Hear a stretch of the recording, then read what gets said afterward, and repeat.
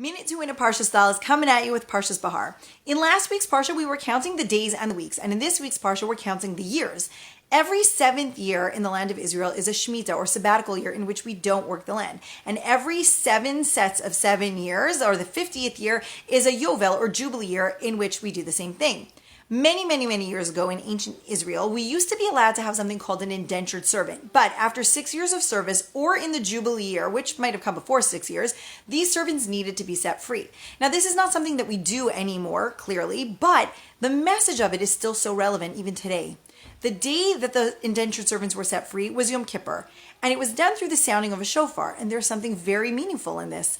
On Yom Kippur, we're supposed to have our best spiritual game on, and the sound of the shofar is supposed to stir within us our deepest spiritual yearnings to be the best people that we can be. And it was done on this day to help sort of reduce the resistance to letting people go. There are 2 very deep psychological insights here. Number 1 is that most of us have a tendency to try to control people. And number 2 is that giving up control is really difficult.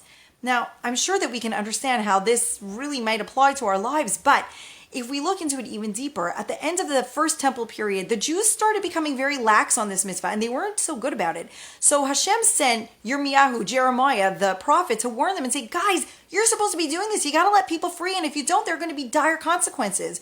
This makes the point even stronger. When we try to control people in our lives, if it's our friends, our spouses, or our children, and we do it through fear or anger or any way that we try to control people, there are dire consequences for our relationships. These are not things that end well at all, ever.